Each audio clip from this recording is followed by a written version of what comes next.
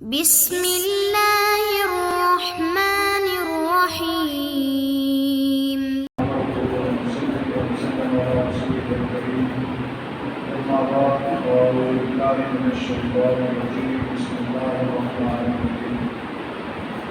ولقد نصركم الله ببدر وأنتم أذلة صدق الله مولانا العظيم وبلغنا رسوله النبي الكريم الأمين إن الله وملائكته يصلون على النبي يا أيها الذين آمنوا صلوا عليه وسلموا تسليما درود شریف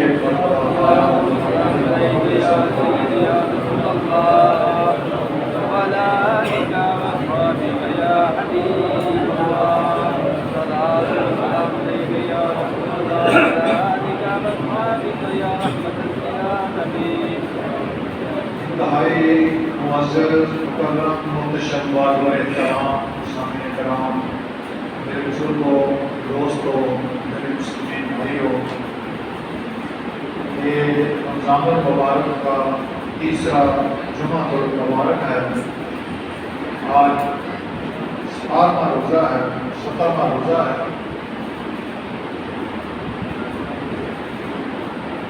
اس میں اعتبار ایسا ہے 2 ہجری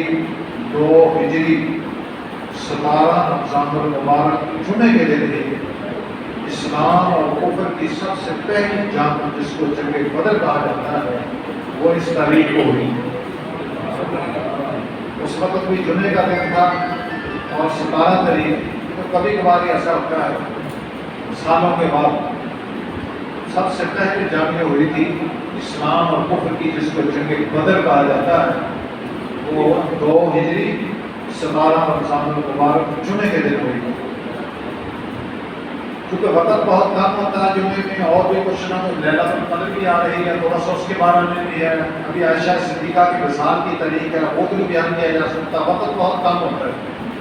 کوشش کروں گا بالکل مختصر سا واقعہ آپ کو پیش کروں جنگ بدر کا، تاکہ کچھ نہ کچھ آپ کے ذہن کے اندر وہ باتیں آ جائیں۔ اللہ کے بعد پیغمبر علیہ السلام اعلان نبوت کے بعد 13 سال تک آپ مکہ مکرمہ میں رہے، 13 سال تک۔ اس وقت مسلمین جو تھے وہ مغلوب تھے، کافر لوگ، مشرک لوگ بہت ان سے زیادتی اور سختی کیا کرتے تھے، یہاں تک کہ رسول کریم علیہ السلام کو بھی گھر میں مکہ میں نہیں آنے دیتے تھے۔ آپ نے پڑھا اسکول کی کتابوں میں بھی، راستے میں کانٹے بچھا دیتے تھے، بعض ان کے اوباش بدبخت قسم کے لوگ رسول کریم علیہ السلام کے گلے میں ایسے وہ سانپا بھی ڈال دیتے تھے، اوباش قسم کے لوگ تھے، اور راستے میں غلاظت بھی ڈال دیتے تھے۔ یہ میں مکی زندگی کی بات کر رہا ہوں، مکی زندگی کی بات کر رہا ہوں۔ اللہ کے بعد پیغمبر علیہ السلام 13 سال کے بعد اللہ کی طرف سے حکم آ گیا کہ آپ ہجرت کر کے آپ مدینہ منورہ چلے جائیں۔ رسول کریم علیہ السلام ہجرت کر کے مدینہ منورہ چلے گئے، لیکن مشرکین جو تھے ان کا دل ٹھنڈا نہیں ہوا۔ وہ کہتے تھے کہ مسلمان ہمارے ظلم اور ستم کے پنجہ سے کیسے بچ کر نکل گئے، ہم نے ایک طرح ان کو ختم کرنا ہے، پیس کر رکھ دینا ہے، ہم نے ان کو نیست و نابود کرنا ہے۔ انہوں نے ایک مجلس رکھی، ایک میٹنگ رکھی، اس میں یہ طے کیا کہ ایک قافلہ جو ہے اس کو ملک شام کی طرف بھیجا جائے تجارتی سامان لے کر، اور اس قافلے کو جتنا بھی نفع ہو، 1 لاکھ 2 لاکھ 10 لاکھ 20 لاکھ جتنا بھی نفع ہو، وہ نفع اپنے پر صرف نہ کیا جائے، سامان جنگ اس سے خریدا جائے، ہتھیار خریدے جائیں اور اس سے مسلمانوں کو ختم کر دیا جائے۔ چنانچہ اس قافلے کا سربراہ جو تھا وہ ابو سفیان کو بنایا گیا، جو امیر معاویہ کے والد، ان کو بنایا گیا۔ اب آپ کے ذہن کے اندر یہ بات آ گئی ہوگی، اب یہ قافلہ چل پڑا ملک شام کی، وہاں انہوں نے جا کر تجارت کی۔ میرے رب کی قدرت کچھ ایسی ہوئی کہ ان کو نفع بہت زیادہ ہے، اب انہوں نے واپس ہونا تھا مدینہ منورہ کے راستے سے۔ اب رسول کریم علیہ السلام نے اپنے صحابہ سے مشورہ کیا کہ اس قافلے کا راستہ روک لیا جائے، اس کا راستہ، یہ تو ہمارے خلاف ہی جا رہے ہیں، شریعت بھی یہ کہتی ہے، اخلاقی طور پر بھی قانونی طور پر بھی ایک تو ہمارا دشمن ہے، ان کا راستہ روکا جائے۔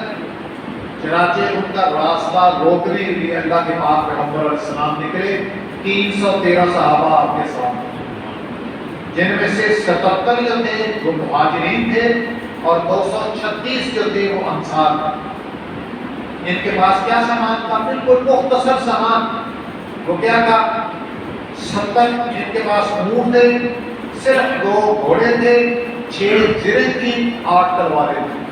مختصر سامان، 70 اونٹ تھے، 2 گھوڑے تھے، 6 زرہیں تھیں، 8 تلواریں تھیں۔ افراد کتنے تھے؟ 313۔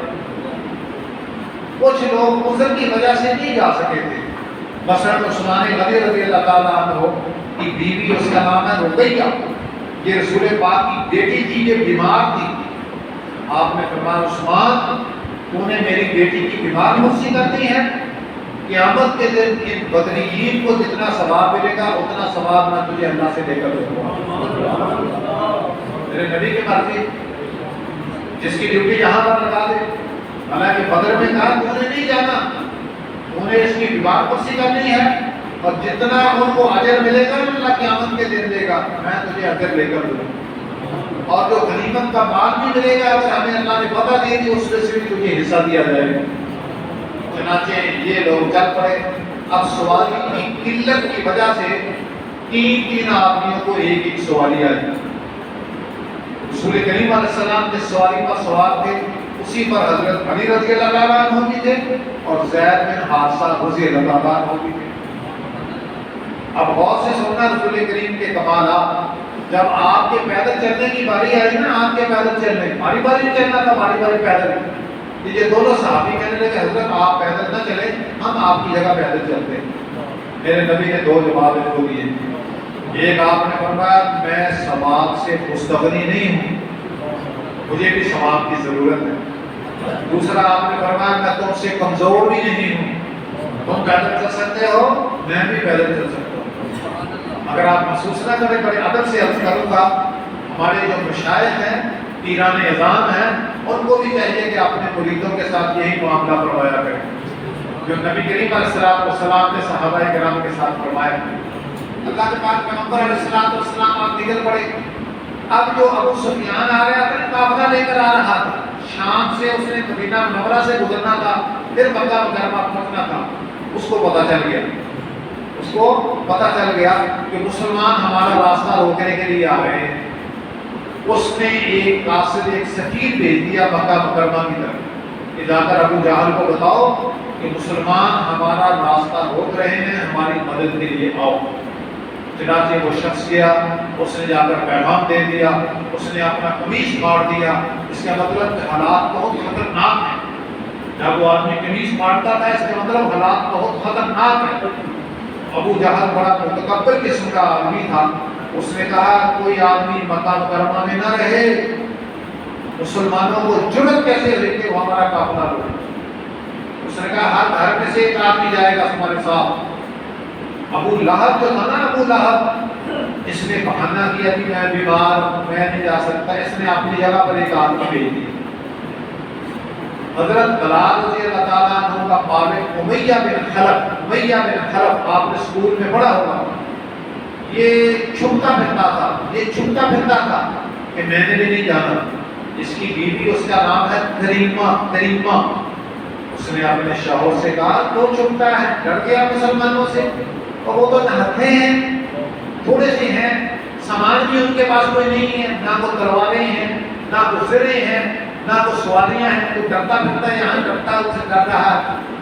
سنیں وہ کیا کہنے لگا، اس نے کہا میری دوستی ہے حضرت صاحب کے ساتھ۔ وہ آپس میں دوستی بھی جمع مسلمانوں کا آپس میں، کو چاچا کو بھتیجا کو ماما کو بھانجا سارے آپس میں، وہ باپ کو بیٹا اس طرح کا، وہ اس طرح کا۔ اس نے کہا سعد نے مجھے بتایا ہے کہ محمد بن عبداللہ نے کہا ہے کہ امیہ ہمارے ہاتھوں مارا جائے گا، اور مجھے 100% یقین ہے کہ ان کے منہ سے جو بات نکل جاتی ہے وہ پوری ہو جاتی ہے۔ ابھی دیکھو اس نے کلمہ نہیں پڑھا، بخاری کی یہ حدیث ہے، لیکن حضور کے ساتھ اس قدر اعتقاد رکھتا ہے جو ان کے منہ سے نکل گیا ہے کہ حضور نے فرمایا میاں ہمارے ہاتھوں مارا جائے گا، تو وہ ڈرتا جا نہیں رہا تھا. اور ابو جہل نے کہا کہ تجھے بھی ساتھ لے کر جانا، ہاں وہ پیچھے تو نہیں رہ سکتا تھا. اب 950 مشرک نکلے، 950 700 اونٹ تھے ان کے ساتھ. مسلمانوں کے پاس کتنے ہیں؟ صرف 70. ان کے پاس کتنے؟ 700. 100 گھوڑا ان کے پاس. مسلمانوں کے پاس کتنے ہیں؟ صرف 2. بے شمار زرے، بے شمار تلواریں، شراب کے مٹکے، گانے بجانے والی خواتین، کیونکہ ان کو 1000% یقین تھا کہ مسلمان نہتے ہیں، تعداد میں بھی تھوڑے ہیں، ہم ان کو وہاں پیس کر رکھ دیں گے، 2-3 دن وہاں ٹھہریں گے، جشن منائیں گے، جشن منانے کے بعد واپس آ جائیں گے. ایسے ہی یہ چل رہا. اتفاق ایسا ہوا کہ ابو سفیان کو راستہ چھوڑ کر، مدینہ منورہ والا راستہ چھوڑ کر سمندری راستے سے ہو کر وہ بخیریت مکہ مکرمہ پہنچ گیا.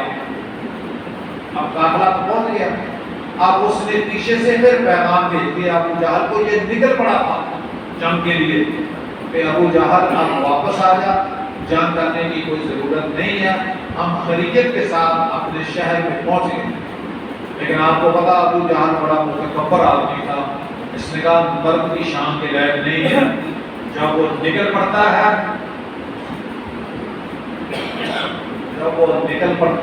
پھر دیکھتا ہے کہ اس کا انجام کیا ہے. آج دیکھیں گے مسلمانوں کو جرأت کیسے ہوئی کہ وہ ہمارا قافلہ بولنے کے لیے آتے. چنانچہ یہ نکل پڑے.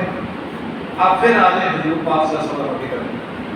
اب نبی غور سے سنے ذرا، نبی صلی اللہ علیہ وسلم تو قافلے کا راستہ روکنے کے لیے گئے تھے. اب آگے سے مسئلہ ہو رہا ہے. اب وہ قافلہ دوسرے راستے سے ہو کر چلا گیا. اب یہ لوگ آ گئے، اب ان سے جنگ کرنا پڑی.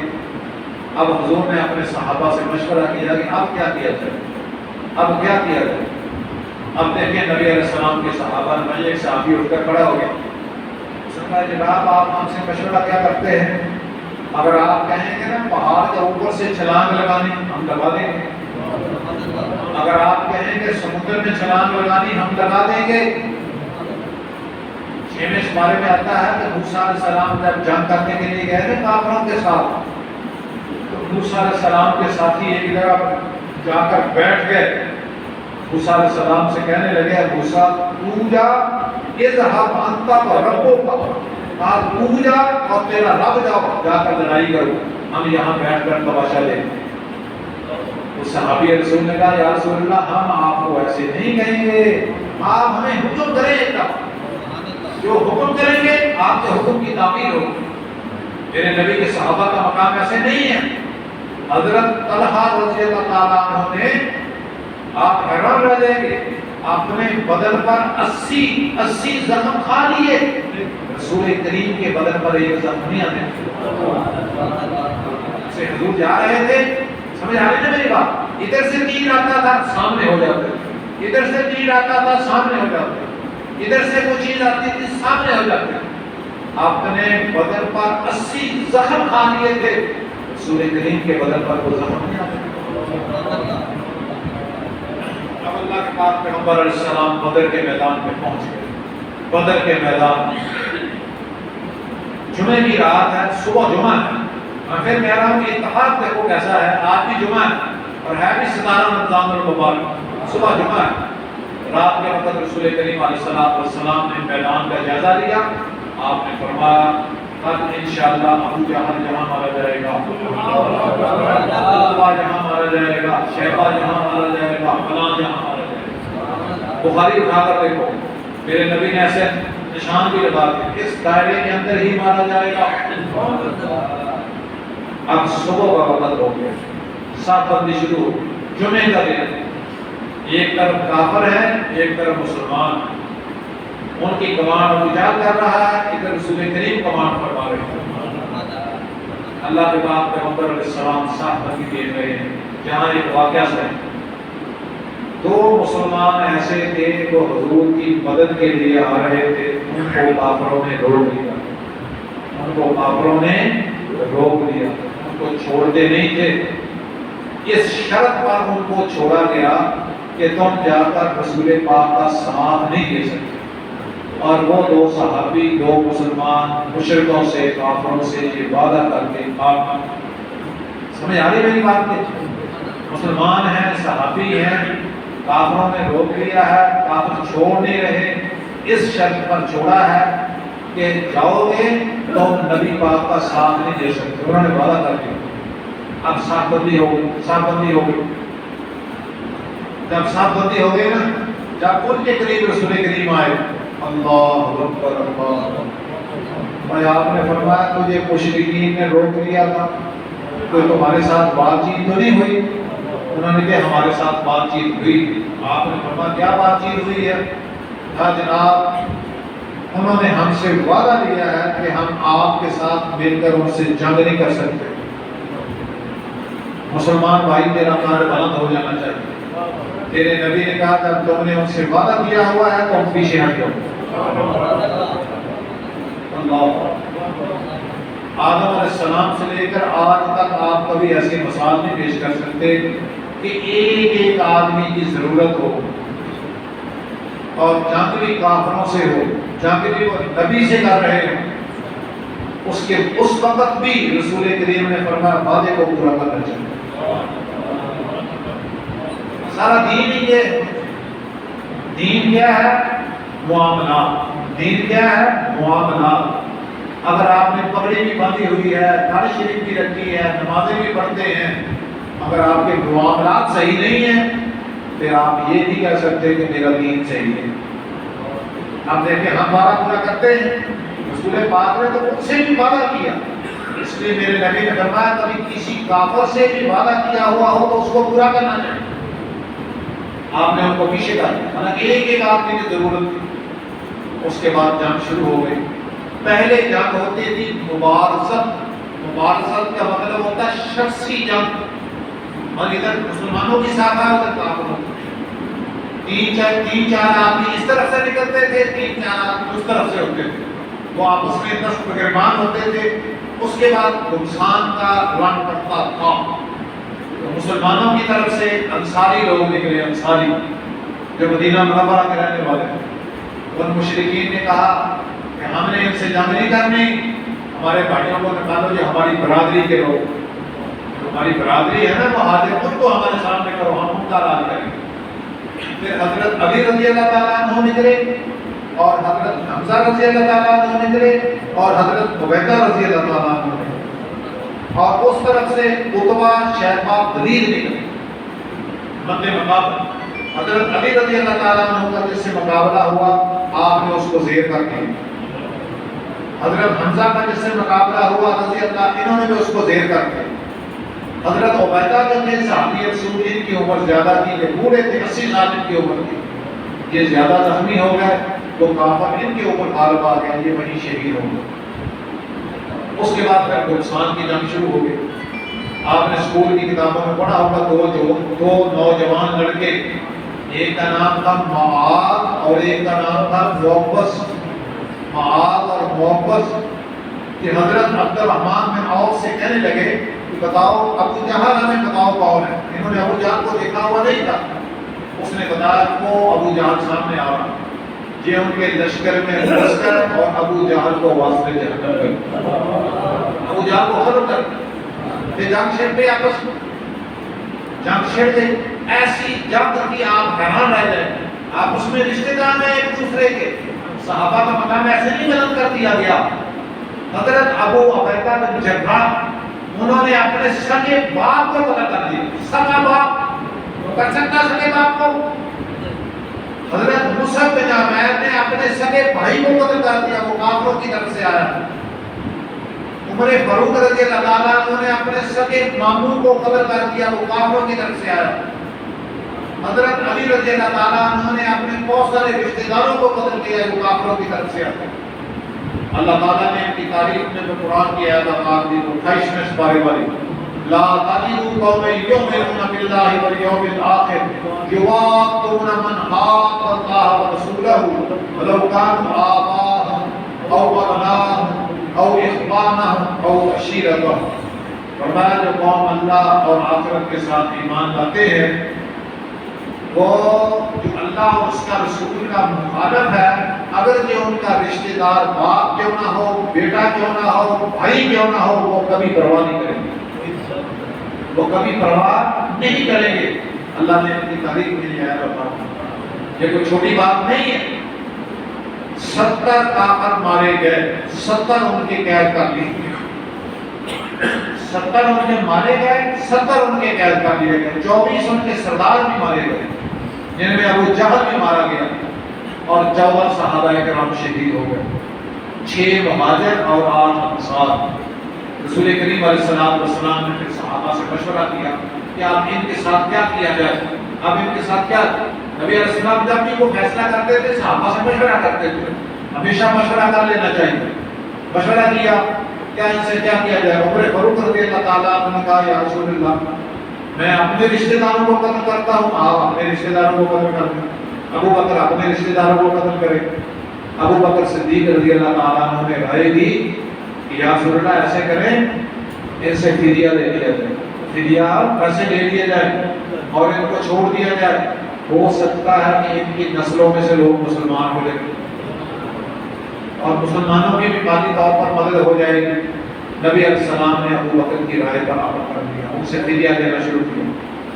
فدیہ دیتے دیتے جب حضرت عباس کی باری آئی کہ حضور کے سگے چاچا آپ نے فرمایا فدیہ لو، اس نے کہا جی میرے پاس تو ہے ہی کوئی نہیں۔ اور آپ نے فرمایا جب تو مکہ مکرمہ سے چلا تھا اپنی بیوی میری چاچی کو 400 دینار دے کر آیا تھا، وہ مکا اس نے کہا جناب آپ کو کیسے پتہ چل گیا؟ فرمایا میرے رب نے مجھے بتا دیا، میرے تو رب نے مجھے بتا، اب اس کو یقین ہو گیا کہ یہ نبی، اور مجھے پتا تھا کہ میری بیوی کو اور تو کسی کو پتا نہیں تھا۔ وہ کلمہ پڑھ کر مسلمان ہو، وہ کلمہ پڑھ کر مسلمان ہو گئے۔ اب باری آ گئی نبی علیہ السلام کا ایک داماد تھا، اس کا نام ہے ابو العاص، ابو العاص اس کا نام، یہ ابھی کافر تھا۔ پیغمبر اعظم کی زینب صاحبزادی کی شادی اس کے ساتھ ہوئی، اب یہ بھی گیا تھا، اس کا فدیہ بھی لینا تھا۔ اب حضرت زینب نے وہ ہار جو خدیجہ الکبریٰ نے رضی اللہ تعالیٰ عنہا جہیز میں اپنی بیٹی کو دیا تھا، وہ ہار بھیج دیا کہ ہار لے لو، میرے شوہر کو چھوڑ دو۔ جب وہ ہار رسول کریم کے سامنے آ گیا، تیرے اور تیرے نبی کی آنکھوں سے آنسو جاری ہو گئے۔ خدیجہ الکبریٰ کی یاد آ گئی اس ہار کو دیکھ کر۔ آپ نے صحابہ سے مشورہ کیا کہ کیا کیا جائے؟ اس کی آپ سے بڑا مشورہ ہے جیسے آپ کی رائے ہے۔ آپ نے فرمایا اس کا ہار بھی واپس کر دیا جائے اور اس کو ویسے بھی چھوڑ دیا جائے، اور اس سے وعدہ لے لیا کہ تو میری بیٹی کو زینب کو مدینہ منورہ میں پہنچا دے۔ اس نے وعدہ کیا، اللہ کے نبی نے بخاری میں آتا اس کی تعریف کی، فرمایا تھا وہ کافر اس وقت، اس نے وعدہ کیا، وعدہ پورا کیا، حضور کی بیٹی کو وہ چھوڑ کر چلا گیا۔ بعد میں یہ لوگ مسلمان ہو گئے، بعد میں یہ لوگ مسلمان ہو گئے تھے۔ اب جو لوگ بالکل فدیہ نہیں لے سکتے تھے، یہ بالکل پاگل ہوتے غریب فدیہ نہیں لے سکتے تھے، آپ میری بات کو ذرا غور سے سننا، ہوش کے ساتھ۔ مسلمان میں جذباتی بنے، ہمیں مسلمان ہیں، میں وہ غیر مسلم تو نہیں ہے، سارے مسلمان ایمی جذباتی ہو جاتے ہیں، پہلے سوچنا چاہیے پھر جذباتی۔ خدا نہ کرے کوئی پتہ کہہ رہا ہے تو مفتی صاحب نے قرآن پاک تھلے سے کسی نے کہا نہیں سننے اور میرے کو خیر مان کیوں نہیں چاہے صاحب اتنا اور سننا رہو تو مفتی صاحب کافی صاحب نے نہیں کہا تھا ایمی جذباتی ہے تھوڑا پڑھ دیتا۔ اب جب فدیہ کی باری آئی نا، جب آپ نے فرمایا جو لوگ فدیہ نہیں دے سکتے، غور سے میری بات سنو، مشرکوں کو کہا جو 70 قید کیے گئے تھے، فرمایا تم ہمارے انصار کے جو چھوٹے بچے ہیں نا، 10 سال کے، 12 سال کے، 8 سال کے، ان کو لکھنا پڑھنا سکھا دو تو ہمارا یہی فدیہ ہو جائے گا۔ اب دیکھ میرے مسلمان بھائی، علم کی کتنی اہمیت، علم کی کتنی اہمیت ہے۔ حالانکہ انہوں نے مشرکہ نے کہ قرآن سکھانا سکھا، انہوں نے کی قرآن نہ کرنا، انہوں نے کی حدیث نہ کرنا، اور فرمایا دنیاوی علم بھی سارے بچیاں کو سکھا دیو، اسی تو ہم ویسے چھڑ گیا۔ علم کی اہمیت نے بیان کی تھی ہے، اپنے ذہن کے اندر یہ بات رکھ لیں، اگر آپ نے مقابلہ کرنا ہے فرانس سے، یورپ سے، اٹلی سے، امریکہ سے، پھر آپ کو علم حاصل کرنا. یہ نہیں میں تسمیہ کری جانا، میں درود شریف پڑھی جانا، میں تہجد پڑھی جانا، میں تمہیں علم حاصل کرنا پینا. یہ ہوں مقابلہ ہونا علم کا. سانو علم حاصل کرنا چاہیے مسلمانوں. دسو اب موبائل کہنے بنایا بڑا بولتے بھی پاپا بولنا کیوں نہیں؟ خالی شام کو ساڑھے نہ کر کے بول.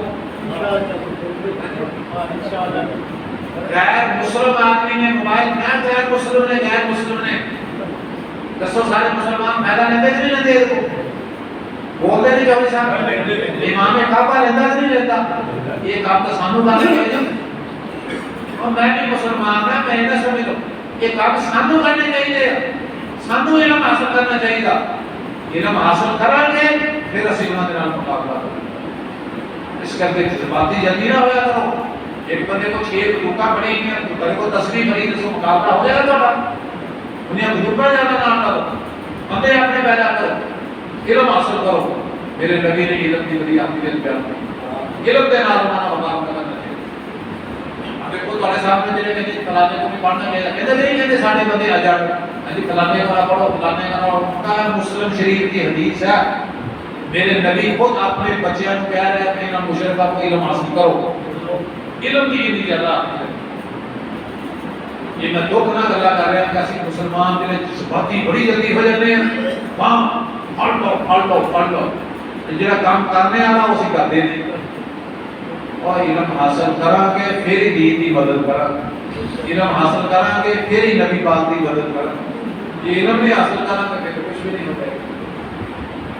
اور وقت بہت 5 منٹ رہ گیا تو تھوڑا جا لیلۃ القدر کے بارے دسنا. اگلے جمعے دسوں گا کیونکہ لیلۃ القدر اگلے جمعے تو پہلے آ جائیں گے. پہلی گل ہے کہ لیلۃ القدر اللہ نے بڑی ہوئی اہمیت بیان کی تھی. فرمایا میرے نبی وما ادراک ما لیلۃ القدر، تجھے لیلۃ القدر کا کیا پتا ہے تو اس کی کتنی اہمیت ہے. میری طرف ذرا دیکھتے رہیں 5 منٹ. 1000 مہینہ ایک طرف ہو، 1000 دن نہیں کہہ رہا، 1000 مہینہ ایک طرف ہو اور لیلۃ القدر ایک طرف ہو. یہ وہ 1000 مہینہ ہے جس میں لیلۃ القدر نہیں ہے. ایک آدمی 1000 مہینہ عبادت کرتا رہے، 1000 مہینہ عبادت کرتا رہے، اور ایک آدمی لیلۃ القدر میں عبادت کر لے، تیرا رب کہتا ہے کہ ثواب اس کو زیادہ ہو. اے اللہ نے نبی پاک کی امت کو تراتی کی ہے. اور موسیٰ علیہ السلام، عیسیٰ علیہ السلام، آدم علیہ السلام کی امت میں یہ رات نہیں دیتی کہ تو ہمیں دیتی کتنی آسانیاں پیدا کر اور کتنی آسانیاں پیدا کر. ایک بندے میں 1000 روپیہ ملتا، ایک کو صرف 1 روپیہ ملتا. لیکن انہوں نے کیا کہ تیرے 1 روپیے کی برکت ہوتی 1000 کا زیادہ بہتر ہے نہیں. وہ ادھر تیرے سمرے کے ادھر کچھ بھی صرف 1 روپیہ. لیلۃ القدر خیر من الف شہر، اتنی اہمیت والی رات. ان 100 کے نہیں گزارنا. دوسرا اسی برے صغیر میں صرف یہی سمجھ رکھتے ہیں کہ 27ویں رات ہے. بولتے نہیں آپ بولتے اسی یہی سمجھ رکھتے ہیں 27ویں، اور 27ویں کوئی قرآن میں نہیں گیا. میرے نبی نے فرمایا رمضان شریف کے آخری عشرہ میں یا آخری عشرہ کی تاک راتہ میں جن تلاش کرو. تو 27ویں کا انتظار کرنا ہے، ہو سکتا ہے 21ویں ہوئے، ہو سکتا ہے 23ویں ہوئے، ہو سکتا ہے 25ویں ہوئے، ہو سکتا ہے 27ویں ہوئے، ہو سکتا ہے 29ویں ہوئے. اب پڑھے لکھے کوئی ہے کہ ذکر 27ویں کا قرآن پاک میں 5 راتہ صحیح کہہ رہے ہیں، 5 راتہ ہے. اور 5 راتہ تو جاگ لو یار، 5 راتہ جاگ لو کہ نہیں جاگ لو گے؟ بندے بولتے نہیں چپ ہو. 1000 مہینے ہو زیادہ ثواب ہے، 1000 مہینے ہو زیادہ ثواب. آپ پنڈا میں سے رہنے والے جڑے بندے کہانی کرتے ہیں، کہانی کرتے کہانی نہیں کرتے، وہ اپنے تحمد کس لیتے ہیں، تحمد کس لیتے ہیں، تحمد کس لیتے ہیں. مزیدی دار لوگ یہ کہانی کرتے ہیں. سن عائشہ صدیقہ فرماتی ہیں جب رمضان کا آخری عشرہ آتا تھا نبی پاک اپنا تحمد کس لیتے تھے عبادت کے لیے. خود بھی عبادت کرتے تھے اور اپنے گھر والوں کو بھی عبادت کرتے تھے. حضور نے فرمایا جو لیلۃ القدر میں عبادت کرتا ہے اللہ اس کے سارے گناہ ہی معاف فرما دیتا ہے۔ عائشہ صدیقہ رضی اللہ تعالیٰ عنہا نے نبی علیہ السلام سے پوچھ ہی لیا کہ یا رسول اللہ اگر تو آدمی لیلۃ القدر کو پا لے تو پتہ لگ جائے 100% کے لیلۃ القدر تو کی کرے؟ میرے نبی نے فرمایا مجھے دعا کرنی چاہیے تھی اللہم انک عفو تحب العفو فاعف عنا یا غفور یا غفور۔ چلو اگر عربی نہیں یاد ہے پھر پنجابی سے کہہ لو اے اللہ، کہہ لو میرے نال اے اللہ بے شک تو معاف کرنے والا ہے اور معافی کو پسند کرتا ہے، میرے بھی گناہ معاف فرما۔ کم سے کم 5 طاعت راتاں میں 5 گھنٹے تو ہوتے دعا ہے کوئی عشاء کی نماز پڑھ کے کیا نہیں ہو اے کی بڑا کریے طاعت شب قدر کی بڑا کری شب قدر وہ سدا ایک ہی نہیں ہوگا، وہ سدا کہیں نہیں ہوگا، تو انتظار کرنا میں اس ٹائم گل بگڑ جائے ساری۔ بلکہ علامہ اقبال علیہ الرحمہ فرماتے ہیں کہ ہر شب قدر ہے، تو شب قدر کے انتظار کرتا میری روح پہلے نکل جائے، کی کرے گا ہر شب قدر سمجھ یہ ہے اللہ بے شک تو معاف کرنے والا ہے اور معافی کو پسند بھی کرتا ہے۔ ایسے کسی بندے کو معافی مانگنے جائے نا وہ کہتا میں نہیں معاف کرنا، اللہ پسند کرتا کہ میرے بندے نے میرے کو معافی مانگی، اللہ میرے بھی گناہ معاف کرو۔ یہ کہہ لیے 5 والی کچھ نفل ہیں جو علماء نے نقل فرمائے ہیں، علماء کرام نے وہ بھی ذرا سن لیں۔ 4 رکعت نماز نفل پڑھے، کتنے؟ 4 رکعت۔ علماء کرام نے نقل فرمائے 4 رکعت نماز، ہر رکعت کے اندر سورۃ فاتحہ کے بعد 1 دفعہ سورۃ تکاثر پڑھے گا، الحاقم التکاثر، اور 3 دفعہ قل هو اللہ پڑھے، 3 دفعہ قل هو اللہ پڑھے۔ فرمایا جو آدمی یہ عمل کرے گا وہ موت کی سختی سے بھی بچ جائے گا، عذاب قبر سے بھی بچ جائے گا۔ ایک 2 نفل اور بھی بیان کیے، 2 رکعت نماز نفل پڑھے، ہر رکعت کے اندر سورۃ فاتحہ کے بعد 7 دفعہ قل هو اللہ پڑھے، کتنی دفعہ؟ 7 دفعہ قل هو اللہ پڑھے، اور سلام پھیرنے کے بعد اتنے بیٹھ کے 7 بار کبھی استغفر اللہ استغفر اللہ استغفر اللہ 7 بار کرے، اللہ وہ بھی گناہ معاف کر دے گا، وہ ماں باپ نے بھی گناہ معاف۔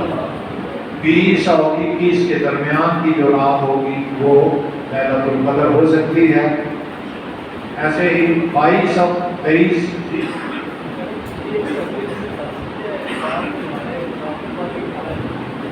مولانا صاحب فرماتے ہیں تھوڑا سا اعتکاف کے بارے میں نے اس لیے بیان نہیں کیا، گورنمنٹ کی طرف سے اجازت نہیں ہے اعتکاف پر بیٹھنے کی، میں نے اس کی مسائل اس کے بیان نہیں کیے ہیں، گورنمنٹ نا اجازت نہیں دے رہی ہے کورونا کی وجہ سے۔ قاری صاحب جو آدمی فقط ہے نا ان کی ہدایات پر بھی انسان کو عمل کرنا چاہیے، جس ملک میں آدمی رہتا ہو اس ملک کے قوانین پر۔ ہاں میں تو نہیں کہہ سکتا اگر آپ کو اجازت دے دیں ہر مسجد میں 1 آدھ آدمی بیٹھ جائے تاکہ سنت پر بھی عمل ہو جائے، لیکن جو اعتکاف پر بیٹھے گا اس کو 2 حج اور 2 عمرے کے برابر ثواب ملے گا، 2 حج اور 2 عمرے کے برابر ثواب ملے گا۔ مجھے تو خیر اتنی معلومات نہیں ہے، نہ میں اتنی خبریں سنتا ہوں، آپ کو زیادہ کروں میرا خود گورنمنٹ کی طرف سے اجازت نہیں ہے یہ کورونا کی وجہ سے۔ اللہ تعالیٰ آپ کو اور مجھے ہر طرح کی بیماری سے محفوظ فرمائے۔